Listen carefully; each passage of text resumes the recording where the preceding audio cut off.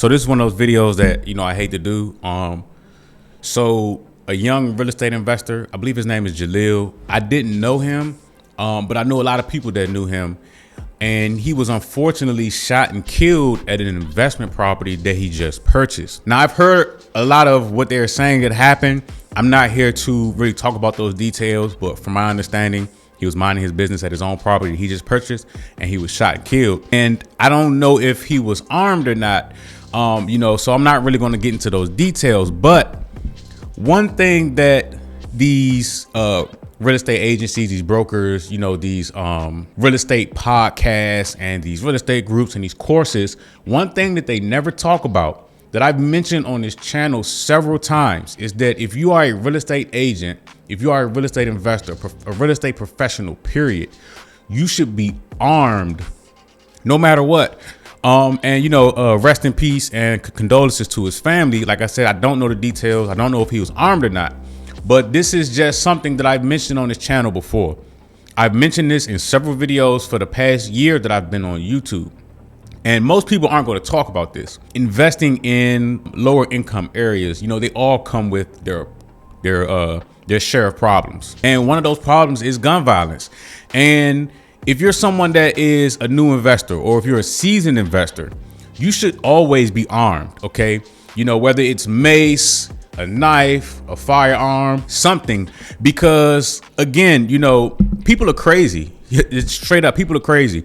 And one of the reasons why I got licensed to carry a firearm in 44 states is because of Baltimore. This young investor, this happened to him in Baltimore. Like I said, my experience in Baltimore where somebody, tried to check me because I wasn't from around there is what made me carry a firearm.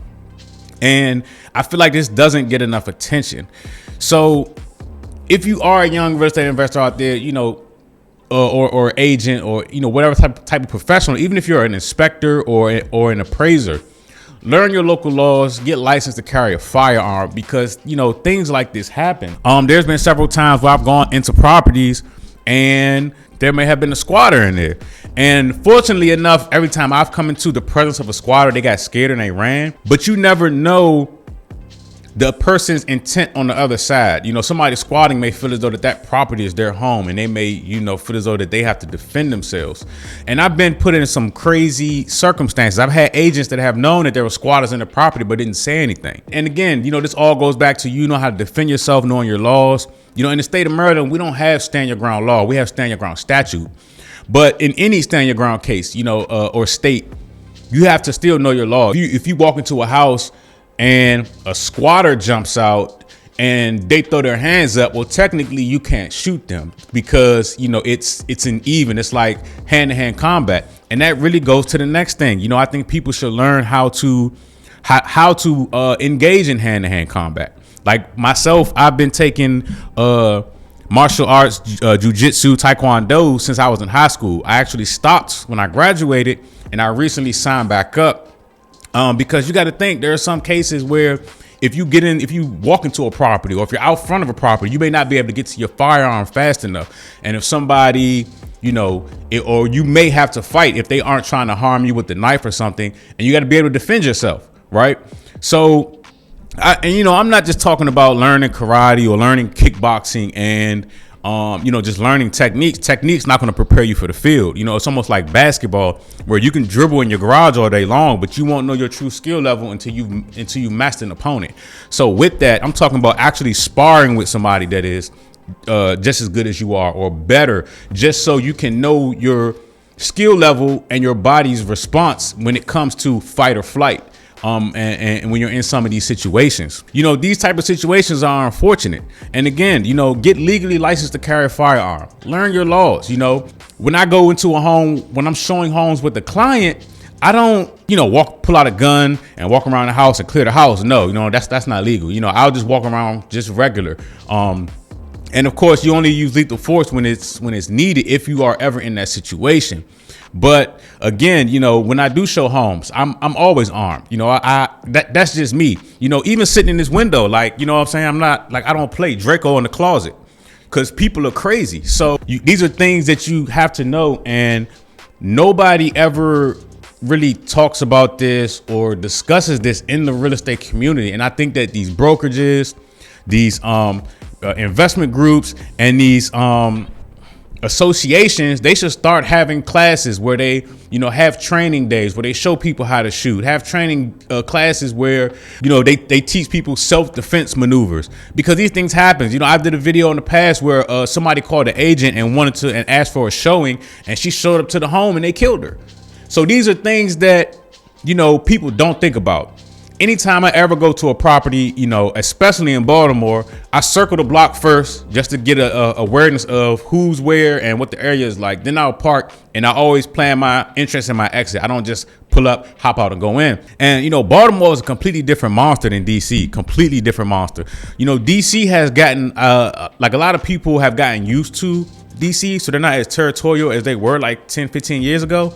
But places in Baltimore, they're still territorial. And the infrastructure of Baltimore is different than DC. In Baltimore, when you open the door and walk out your front door, you really have no real defense posture, because as soon as you hit your front door, you're on the sidewalk. Versus DC, where the home is back a little bit and you may have some steps that lead to the sidewalk. So if you walk out your front door, you can kind of see what's going on from your porch. But in Baltimore, that posture they don't have that posture. If you get my drift. And even in the rear of the home, right? In Baltimore, a lot of times they don't have that. There's no real defense posture. So these are things that people need to think about. Any home that I show, whether if it's in the hood or it can even be in $1 million neighborhood, the plan doesn't change. I got to see where everybody is on the street.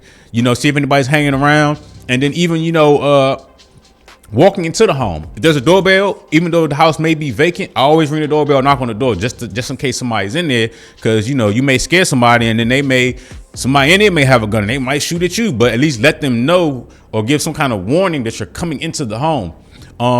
But in this guy's situation, I don't know if he was shot in the home or shot outside of the home, but I think it's a learning experience for everybody. You got to be careful. A lot of these things are unexpected. If you do have a firearm, go to the range. Just because you're licensed to carry doesn't mean you have good aim. Go to the range and learn how to actually shoot. Because we see a lot of people getting hit with stray bullets. With these kids that don't know how to shoot firearms for real.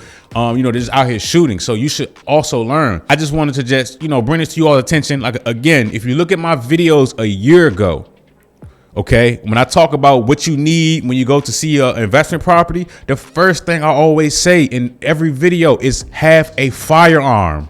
It is very important. People are crazy. So, rest in peace to this guy. He was just trying to get his money. From what I understand, he was minding his business, and it's kind of messed up that this is the world we live in. I spoke to a broker that has a house a block over from where he was shot, and he was saying he was dealing with the same issues up in Baltimore, where people were yelling at him, telling him not to come around there. I guess because he's a white guy, and this kid was black, so it's like the color of your skin doesn't even matter in this case. Everybody's dealing with the same issue. So when you're in these lower income areas, whether it's Baltimore or wherever, Chicago, Detroit, and and this is just a starting point for a lot of investors. You have to be careful, okay?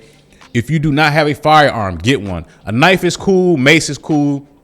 I'm not a fan of knives, because in order for you to use your knife, you really got to be up on somebody, and by that time they're way too close. At least if somebody on the other side of the room pulls out a gun or a firearm, at least with the gun you have enough time, you have enough space to neutralize the threat. But anyway, unexpected things happen. We don't really know what really happened in this case. This kid may not have even had time to defend himself, and unfortunately he lost his life. So with that being said, everybody in the real estate professional community, arm yourself.